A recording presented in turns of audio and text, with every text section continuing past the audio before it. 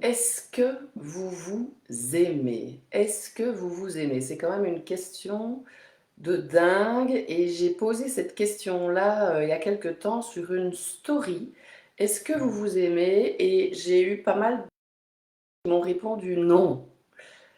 Et là, je me suis dit, ah ouais, ça peut faire le sujet d'un live parce que c'est quand même un truc de fou que de ne pas s'aimer. Maintenant, on n'y arrive pas, c'est clair, on n'y arrive pas toujours facilement, c'est clair que ça s'apprend. Donc bonjour, femme émotionnelle et gourmande, je suis ravie de vous retrouver pour le live du lundi midi et nuit qui se passe aujourd'hui sur la page parce que je n'arrive plus à partager. Ah, apparemment si. Voilà, j'essaye. Hop, nous verrons bien. Donc sur la page ou sur le groupe privé Facebook, uniquement pour les personnes vraiment intéressées, l'acceptation du poids en étant une femme émotionnelle et gourmande. Donc chaque lundi, je vous fais un live. Soit j'invite un expert. Pour moi, un expert, c'est quelqu'un qui a une expérience dans son domaine depuis plus de 10 ans. Donc ça apporte souvent des pépites, des prises de conscience. Ça fait vraiment un bien fou. Parfois, c'est moi qui l'interviewe. Parfois, c'est lui qui m'interviewe. Ça dépend. Et au live du lundi midi et demi sur le groupe privé ou sur la page Coralie Thomas et la fine bouffe, vous pouvez avoir aussi une petite lecture. Et aujourd'hui, ce sera une petite lecture que je vais vous proposer. C'est toujours une lecture qui m'a permis de m'épanouir et d'évoluer. J'aime bien ce mot-là. Là, je suis dans mon bureau et juste là derrière, il y a une bibliothèque avec vraiment plein de livres. Pour celles qui viennent en consultation ici, ben, vous savez tout à fait que c'est vrai. Coucou Caroline, coucou Poupon, c'est très mignon. Je suis en direct sur Instagram. Bienvenue à tous. N'hésitez pas à partager le live si ça vous parle. On va parler quand même d'amour de soi pour propager ensuite aux autres et à la terre entière. Pour moi, c'est tellement normal de faire ça. Enfin, c'est devenu tellement normal et j'entends maintenant vraiment dans mon entourage et surtout quand je partage justement les interviews ou que je connecte avec des gens qui sont dans le développement personnel, dans l'accompagnement, ben, il y en a quand même beaucoup, de plus en plus, ou alors c'est ça, je rayonne tellement ça pour l'instant que j'attire ça, mais il y a quand même de plus en plus de personnes qui parlent de ça, de s'aimer soi. C'est quand même la première clé. Et sur Facebook, bonjour à Christelle, bonjour à Sylviane, donc bonjour Paris, n'hésitez pas à me laisser des petits commentaires. Je perds un peu ma voix, pourtant j'ai pas vraiment beaucoup parlé. Enfin si, je parle beaucoup, mais pas spécialement fort. Bref, bienvenue à toutes. Donc le live sur la page ou sur le groupe à midi et demi, chaque lundi, interview ou partage d'un livre qui m'a permis d'évoluer. Et je partage en même temps sur Instagram des petits directs. Ok, donc bienvenue à vous, femmes émotionnelles et gourmandes. Coralie Thomas, diététicienne mais aussi joueuse alimentaire. J'accompagne les femmes émotionnelle et gourmande, comme dit, pour retrouver une relation zen avec les aliments, le tout sans culpabilité, n'est-ce pas Sylviane, et sans frustration. Donc ça, c'est ma passion au service de la vie, c'est ce que je fais depuis 16 ans. J'ai rencontré plus ou moins 3000 personnes. Je me suis vraiment là, ces dernières années, j'ai vraiment bien ciblé ma patiente de cœur. Je ne travaille plus avec tout le monde. Donc c'est vraiment les femmes hypersensibles, les femmes émotionnelles, les femmes qui ont besoin d'une structure alimentaire, d'apprendre à gérer leurs émotions en mangeant, mais aussi autrement. Bref, tout ça, j'y reviendrai après. Il y a plus d'infos aussi sur le site www.coralithomas.com. Et comme je viens de dire, est-ce que vous vous aimez? Si la réponse est non, ça peut vraiment engendrer de l'énergie négative. Et plus vous engendrez de l'énergie négative, plus vous allez être dans le mode victime et plus vous allez attirer du négatif. Donc, déjà bien de vous en rendre compte. Et hop, moi je vous propose vraiment de retourner plutôt dans l'amour. Alors, amour de soi, ce n'est pas égoïste, c'est vraiment pour arriver à mieux aider les autres, à être mieux avec les autres. Et donc, nous, les autres, et puis le monde. Vous imaginez, on n'est pas encore dans un monde de bisounours, mais vous imaginez si tout le monde travaillait sur soi et si à chaque fois vous vous posez une question, qu'est-ce qui m'apporte le plus d'amour? Moi, chaque fois que j'ai un choix à faire, je me pose cette question. Qu'est-ce qui m'apporte le plus d'amour? Comme ça, je ne dois pas le faire, mais j'ai envie de le faire. Donc vous imaginez si, enfin, si tout le monde faisait ça. Enfin, j'ai pas envie que tout le monde fasse la même chose non plus, mais parce que c'est pas parce que vous faites quelque chose avec amour que vous allez faire la même chose que moi, ou que la même chose que de Sylviane, ou de Christelle, ou de Caroline, ou de Poupon. Ça n'a aucun rapport avec ça. Parce que le choix de Caroline, bah, elle aura fait son choix avec amour, mais ça peut être tout à fait le contraire de mon choix, que j'aurais fait aussi avec amour. Donc le but n'est absolument pas qu'on fasse tous les mêmes choix, mais qu'on fasse des choix avec amour. Ça, ce serait quand même vraiment bien. Alors mon histoire par rapport à ça, moi je ne me rendais pas compte quand j'étais adolescente qu'en fait, enfin, je ne savais pas que je m'aimais, je ne me connaissais pas, je faisais pas trop attention à moi, je pense que j'avais des comportements quand même un peu autodestructeurs où l'amour ne primait pas, mais j'avais pas non plus toutes ces informations. Et, et voilà, jusqu'au moment où je me suis rendu compte qu'il y avait quand même un petit souci au niveau du comportement. En tous les cas, c'était le moment pour moi de changer quelque chose. Et hop, c'est là que ça a commencé et que je me suis en fait apporté de plus en plus d'amour en faisant toutes des expériences dans la vie. Donc si pour vous, vous avez envie d'accepter votre corps, votre poids, arriver à gérer vos émotions en mangeant, mais aussi autrement, d'arriver à trouver une organisation, d'arriver à perdre du poids si vous devez perdre du poids, d'arriver à gérer vos pulsions alimentaires, de gérer vos compulsions, vous me dites aussi parfois, de gérer vos grignotages, vos fringales, ça aussi ce sont vos mots. Et si vous avez en plus envie de diminuer cette culpabilité et de vous permettre vraiment tous les aliments du monde en gérant la quantité et la fréquence, mais tout ça en fait, et que ce soit n'importe quel objectif, mais là je cible évidemment sur l'accompagnement fine bouffe et mon travail, vous ne savez pas atteindre un objectif sans vous aimer. En tous les cas, si vous voulez un objectif durable et conscient. Donc c'est la première chose, c'est vraiment apprendre à s'aimer. C'est hyper important. Et Sylviane dit que en m'écoutant, elle déguste des fraises, fruits de saison. Vous les avez peut-être, tu les as, je ne sais pas si je dois dire tu ou vous. Je crois que je vous dis vous. Est-ce que vous les avez achetés à proximité? Est-ce que c'est un produit local? Oui, c'est ça que je veux dire. Et est-ce que vous mangez ces fraises par faim de l'estomac ou faim de l'esprit? Intéressant de toujours se poser ces questions. N'hésitez pas si vous me voyez, parce que là, je vois vous êtes 4. Laissez-moi un petit commentaire comme ça, je sais que vous êtes là. Et si vous êtes en replay, mettez-moi aussi un petit hashtag replay. Et je vois que Aurel arrive sur Instagram. Bienvenue. Le thème, c'est est-ce que vous vous aimez? Ah, mais Caroline, elle déguste du chocolat. Alors, enfin, il n'y a pas de bien ni de mauvais. Bref, je ne vais pas dévier. Je vais rester vraiment sur le thème parce que c'est un quart d'heure, hein, le live du lundi.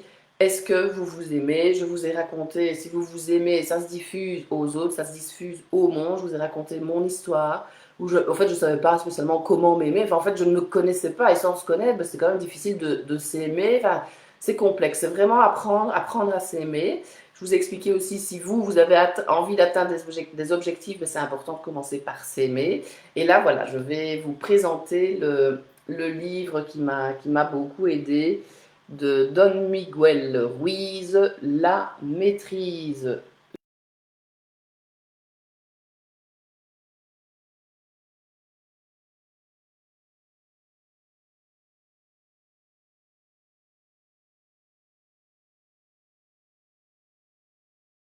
Et fermez les yeux. C'est comme vous voulez. Maintenant, vous pouvez rester comme ça et regarder la vidéo. Mais je trouve que vous allez sûrement mieux intégrer en écoutant. Il y a quand même pas mal de choses que j'ai envie de vous dire. Donc c'est la voix de l'amour et la voix de la peur. Parce que c'est clair qu'il y a que deux voix en fait, hein. Il y en a pas beaucoup d'autres. Votre vie tout entière n'est qu'un rêve. Vous vivez au beau milieu d'un rêve dans lequel tout ce que vous savez sur vous-même n'est vrai que pour vous. Votre vérité n'est vraie pour personne d'autre. Pas même vos enfants ou vos proches parents. Comparez simplement ce que vous croyez sur vous-même et ce que votre mère pense de vous. Elle peut affirmer qu'elle vous connaît très bien, mais elle n'a aucune idée de qui vous êtes vraiment. Vous le savez bien. Et de votre côté, vous pouvez croire bien connaître votre mère, mais vous ne savez absolument pas qui elle est réellement. Elle a de nombreux rêves qu'elle n'a jamais partagés avec personne. Vous n'avez aucune idée de ce qu'il y a dans sa tête. Si vous vous remémorez votre propre vie et que vous essayez de vous souvenir de ce que vous avez fait à l'âge de 11 ou 12 ans, vous ne vous ne vous rappellerez guère plus de 5% de votre vie. Bien sûr, vous vous souviendrez des choses les plus importantes, comme votre prénom, parce que vous y repensez constamment. Mais il arrive à certains d'oublier le nom de leur propre enfant ou ami. C'est parce que la vie est faite de rêves, de nombreux petits rêves qui changent tout le temps. Les rêves ont tendance à se dissoudre. Voilà pourquoi nous oublions tout si facilement. Chaque être humain possède son rêve de vie personnel et ce rêve est différent pour chaque individu. Nous rêvons en fonction de l'ensemble des croyances que nous cultivons et nous modifions notre rêve d'après la façon dont nous jugeons et dont réagit notre victime intérieure. Voilà pourquoi les rêves ne sont jamais les mêmes d'une personne à l'autre.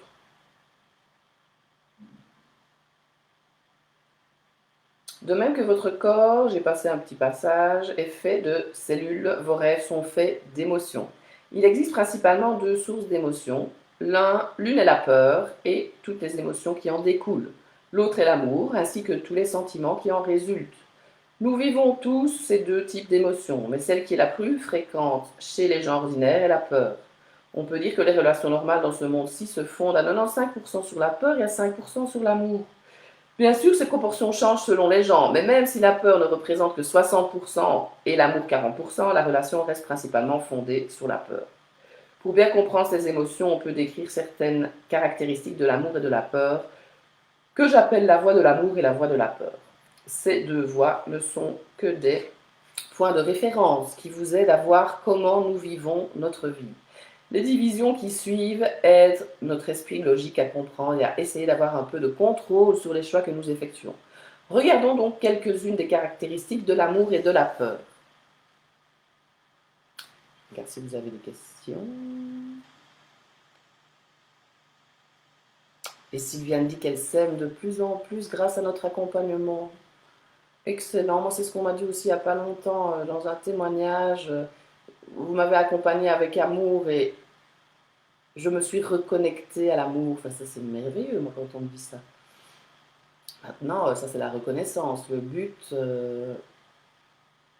c'est vraiment de vous reconnecter à l'amour, en fait, à votre propre amour, à l'amour de soi, à l'amour de ce que vous achetez, de ce que vous mangez, de ce que vous cuisinez. Alors, les caractéristiques de l'amour et la peur. L'amour ne connaît aucune obligation. La peur est pleine d'obligations. Dans la voie de la peur, quoi qu'on fasse, c'est parce qu'on doit le faire. On attend aussi des autres qu'ils fassent telle ou telle chose parce qu'ils le doivent. On a donc des obligations et dès qu'on doit faire quelque chose, on y oppose de la résistance. Plus on résiste et plus on souffre. Tôt ou tard, on cherche donc à fuir ces obligations. L'amour, par contre, ne connaît pas la résistance. Quoi que nous fassions, c'est parce que nous le voulons. C'est un plaisir, c'est comme un jeu et le jouer nous amuse. Pour moi, la vie est un jeu, clairement fait d'expériences, bonnes ou mauvaises. C'est un jeu, c'est des expériences. Alors, l'amour n'a pas d'attente. Petit truc pour Julie, elle se reconnaîtra.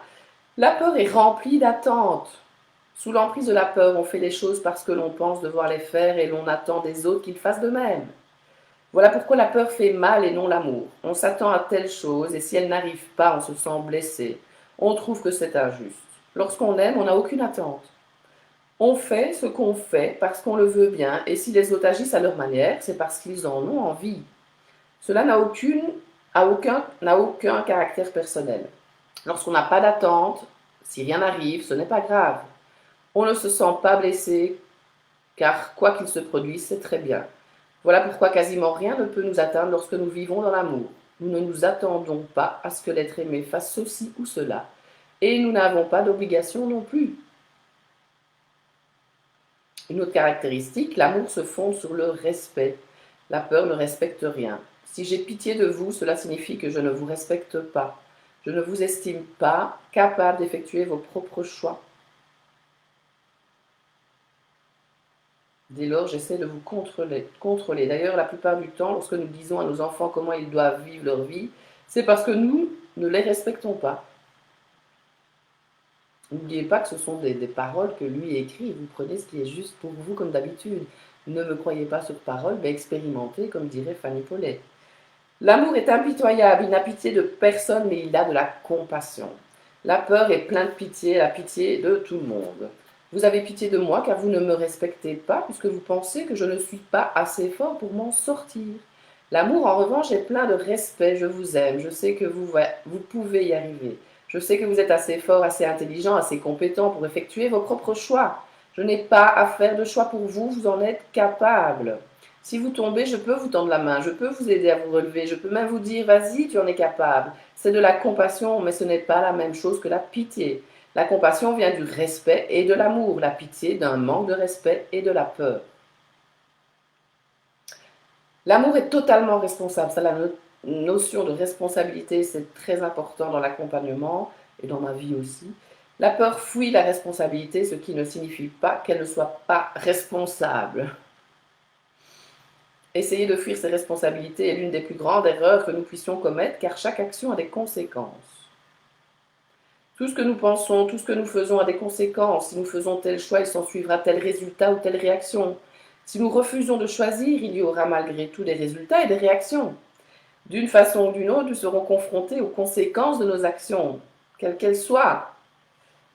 Voilà pourquoi chaque être humain est totalement responsable de ses actions, même s'il refuse de l'aide, de ses actions, de ses pensées, de ses paroles. La congruence, mes amis, l'alignement, c'est tellement plus facile et tellement plus amoureux. L'amour est toujours bon, la peur est toujours méchante. Quand on a peur, on est plein d'obligations, d'attentes et on ressent de la pitié. Comment peut-on se sentir bien alors qu'on souffre de tant de peur? On se sent victime de tout, on est jaloux, en colère, triste et on se sent trahi. La colère n'est que de la peur masquée. Il en va de même pour la tristesse et la jalousie. Assaillis par toutes ces émotions créées par la peur qui nous font souffrir, nous ne pouvons pas prétendre être bons. Si on ne se sent pas bien, si on n'est pas heureux, comment être bon? Lorsque vous êtes dans la voie de l'amour, vous n'avez ni d'obligation, ni attente. Vous ne vous apitoyez ni sur vous-même, ni sur les autres. Tout va bien, et voilà pourquoi un sourire illumine toujours votre visage. Vous vous sentez bien, et comme vous êtes heureux, vous êtes bon. L'amour est toujours bon. Il vous rend généreux et vous ouvre toutes les portes. L'amour est généreux, la peur est égoïste. Pour elle, il n'existe que moi. L'égoïsme ferme toutes les portes. L'amour est inconditionnel, la peur est pleine de conditions.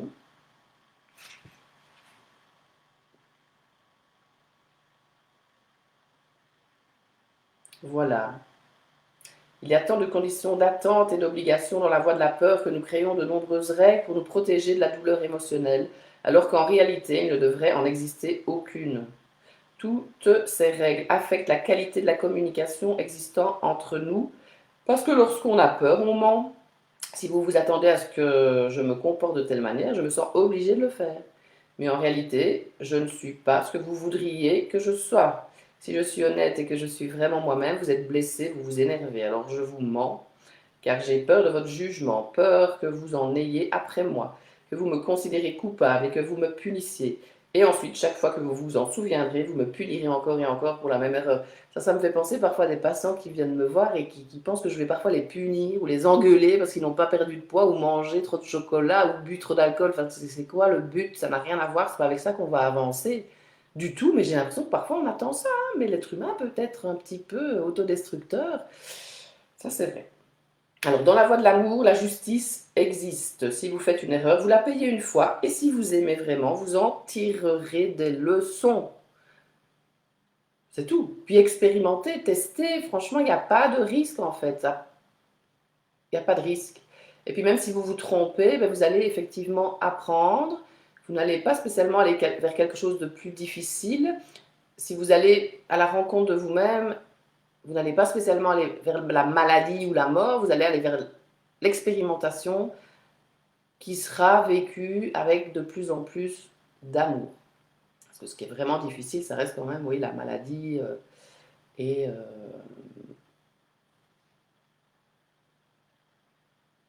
la souffrance, le décès, etc. Quand vous devez faire un choix, il n'y a généralement pas ça. Non, ça arrive comme ça d'un coup. Bref. Voilà, je pense que c'est déjà pas mal. J'aimais bien la fin quand même du chapitre. Donc dans la voie de l'amour, vous donnez plus que vous ne prenez. Je vais terminer par ceci. Puis si vous savez ce que sont l'amour et la peur, vous pouvez devenir conscient de la façon dont vous communiquez vos rêves aux autres. La qualité de votre communication dépend des choix faits à chaque instant, selon que vous réglez votre corps émotionnel sur la fréquence de l'amour ou de la peur. Si vous constatez que vous êtes dans la voie de la peur, cette simple prise de conscience peut transférer votre attention sur la voie de l'amour. Rien qu'en voyant où vous êtes et en modifiant votre attention, tout changera autour de vous. Enfin, vous deviendrez conscient que personne ne peut vous rendre heureux et que le bonheur provient de l'amour que vous exprimez. C'est là la plus grande maîtrise des Toltecs, la maîtrise de l'amour. On peut parler d'amour et écrire des milliers de livres à ce sujet, mais l'amour est différent pour chacun de nous, parce qu'il doit être vécu. L'amour n'est pas affaire de concept, l'amour est action. Et l'amour en action ne peut produire que du bonheur, tandis que la peur en action ne peut que générer de la souffrance. La seule façon de maîtriser l'amour est de le pratiquer. Vous n'avez pas à justifier votre amour ni à l'expliquer. Vous n'avez qu'à vous exercer à aimer. La pratique conduit à la maîtrise. C'est vrai que quand je vous propose un livre qui m'a permis d'évoluer personnellement, je fais toujours le rapport avec l'accompagnement fine bouffe.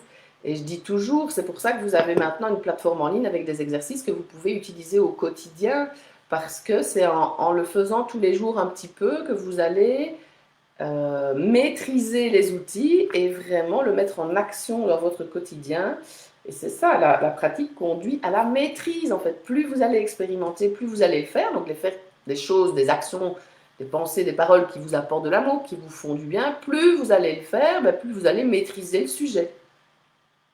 Et dès que la peur va revenir, hop, on en prend conscience. Est-ce que j'ai envie d'entretenir la peur ou pas? On a envie d'entretenir la peur, entretenons la peur. Et le but n'est pas d'éradiquer la peur, parce que la peur, c'est un signal aussi qui nous signale quelque chose, qui nous dit il y a peut-être un danger. Mais on n'est plus au Moyen-Âge où la peur nous fait fuir parce qu'il y a un ours derrière qui nous court. Après, on n'est plus dans ce délire-là, là maintenant, en tous les cas. Donc, quoique, bref. Pas l'ours, hein, mais bref. Donc voilà, le sujet de l'amour, vaste sujet, mais pour moi c'est vraiment un sujet primordial et je vous dis, on ne nous l'a pas appris à l'école et voilà, en étant accompagné ça va parfois plus vite, c'est plus rassurant et c'est aussi plus simple. Oui, comme Sylviane dit, il y a des diététiciens qui vont blâmer leurs patients, mais voilà, chacun a sa manière vraiment de travailler, à chacun de trouver la personne qui va lui permettre d'évoluer un peu et de ne pas rester accroché à cette personne. C'est une personne et puis c'est une autre, c'est une autre, c'est une autre. Et chaque fois, vous faites en fonction des choix que votre vie vous présente sur un plateau et vous faites le choix et vous vous posez cette question, qu'est-ce qui m'apporte le plus d'amour quand vous devez faire un choix? Sur ce, je vous souhaite une belle après-midi et je vous donne rendez-vous pas la semaine prochaine, mes chers amis, parce que je suis 2 semaines en congé, les 2 dernières semaines de juin. Ce sera donc au mois de juillet, si j'ai bien les dates en tête. Ce sera le lundi 5 juillet à 12h30. Il y a peut-être même une interview ce jour-là, mais je ne suis pas sûre. De toute façon, vous me suivez hein, et toutes les infos vous arriveront. Et si vous devez être là, vous serez là. À bientôt.